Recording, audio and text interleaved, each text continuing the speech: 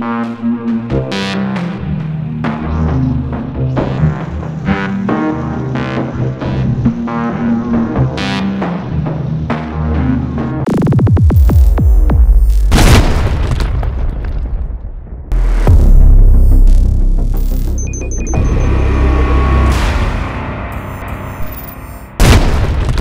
sa inyo mga kamaster. Sa video ito, ituturo ko po sa inyo kung paano po tayo mag-testing ng mga lumang machine na matagal nang hindi nagagamit. Ngayon po, yun po ang ititesting natin ay galing po sa Provincial Capital ng Cavite. Ngayon po, pinagkatiwalaan tayo ng Provincial Administrator ng Cavite. Ngayon po, gagawin lang po natin ang tama at saka kung paano po ang mga safety. Ituturo ko po sa inyo kung paano ang mga safety gagawin natin bago natin i-testing yung motor para kahit paano assure tayo na walang madidisgrasya at sa safety yung ginagawa natin. Ngayon po, may 6 po tayong paraan na susundin natin na kahit paano yung pagtitesting natin ay magiging maayos.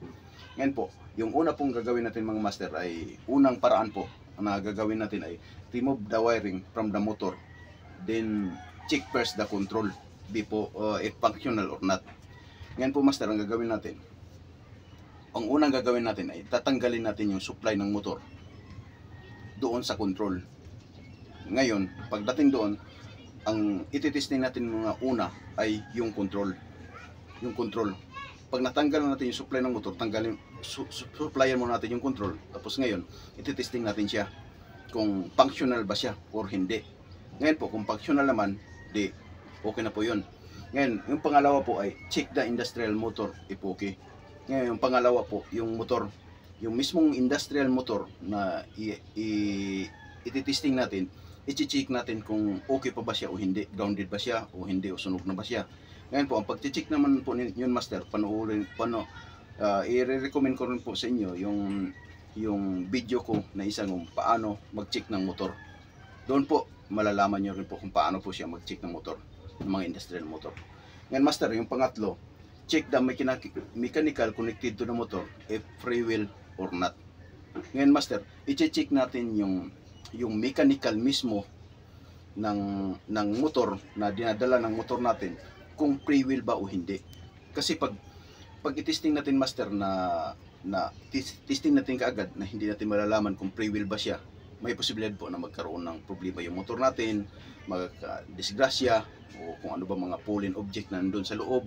Kaya i-sure natin master na free wheel yung dinadala niya, kung malambot ba o ano, kung okay ba. Tapos ngayon master, yung pangatlo o pangapat, check the voltage supply of the machine. Napaka-importante nun master na i-check natin yung voltahe ng supply ng motor, kung ano nga ang voltahe, 440 ba o 220 ba o 380 ba. Kasi napaka-importante nun master, tayong mga electrician ay kailangan natin malalaman na bago natin ititesting, titingnan mo natin yung voltahe ng control ng motor, kung applicable ba doon sa voltahe na ikakabit natin, kung mag-match ba siya. Kasi pag once ipagpalagay natin na ang supply ay 440 tapos nakabitan natin ng 220, magkaroon po ng problema yung pagtitesting natin. Ngayon master, yung panglima, ngayon kung na-check na natin yung mga voltage supply, yung ganun, ang gagawin master, ititesting na natin siya, ikabitan natin yung motor, jog first before continue running. Ibig sabihin master, ang gagawin natin, halimbawa gumana na yung control, ikabitan natin o free wheel yung machine. Ngayon ang gagawin natin ay i-jog natin siya. Ibig sabihin ititesting, hindi siya continue running. Ngayon pag testing natin ng ganun, i-jog natin na gumalaw siya, umikot siya ng ganun. Ngayon i-jog. Pag jog natin, okay na siya, saka natin i-continue running. Para kahit pa paano, safety yung pagtitesting natin na kahit na ano natin, o baka may mga fallen object doon, may pwede magkakadisgrasya. O di ba kaya kulang yung single phase yung ano natin, mga ganun. Kaya i-jog mo na kung normal ba. Ngayon master, kung na-jog na o na-continue running na natin, ang pinaka-importante master, kuhanin mo yung supply ng motor. Supply na amperahe ng motor. Get the amperes of the motor.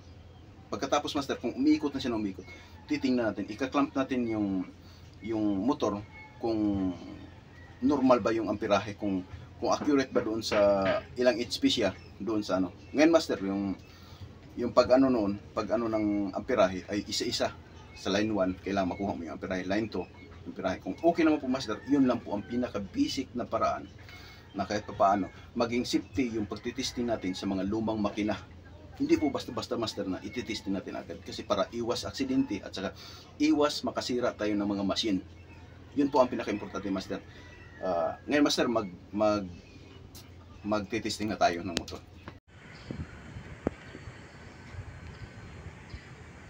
Mga master, nandito po tayo ngayon sa Cavite Command Center. Ngayon po master, kung mapansin nyo, marami po mga machine sa likod natin.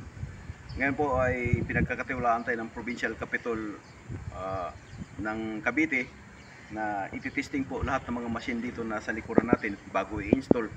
Ngayon po, ayusin lang po natin yung trabaho. Kung ano, tuturuan ko rin po kayo kung paano mag-testing ng mga lumang machine na hindi pa nagagamit noon pero matagal na siya naka-stock. Ngayon po, para magiging safety din yung pagtitesting natin. Kaya yan po, ituturo ko rin po sa inyo kung paano.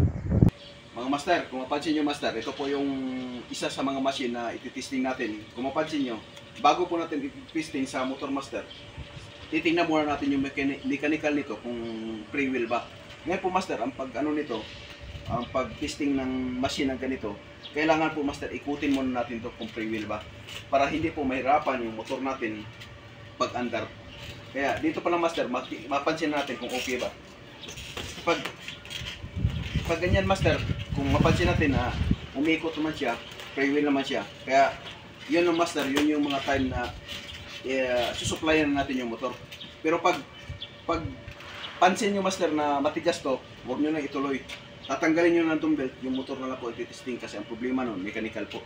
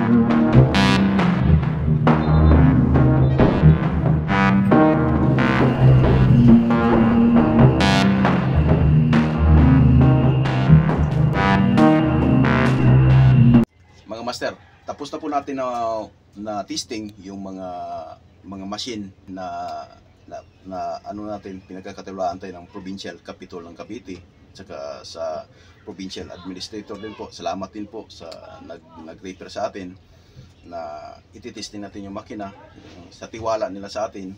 Ngayon po, ang ano ko lang sa inyo master, na bago kayo mag-testing, pinaka-importante master, gagawin nyo lang muna yung pinaka-basic na paraan na kahit papaano ay magiging safety tayo. Yung mga tinuturo ko master, gagawin nyo lang po kahit papaano ay napaka-basic lang po nun, pero napaka-importante din po. Napakalaking impact din po pag mag-testing tayo ng motor, na kailangan yun ang gagawin natin na kahit papaano maging safety, at saka walang problema yung ano natin, pag-testing natin. Ngayon po master, kung bago lang po kayo sa channel natin, huwag nyo kalimutan mag-subscribe at i-hit ang notification bell, na kahit papaano updated kayo sa sunod pa natin mga video na mapupulutan ng aral. At saka isa master, ang sa akin lang, pakishare na rin po sa video natin na kahit papaano makakatulong tayo sa iba na nangangailangan ng mga ganitong technical na paraan, at saka sa mga electrical na pamamaraan din na kahit papaano makuhanan nila ng idea at saka nakakatulong tayo sa kanila na kahit papaano lahat tayo happy.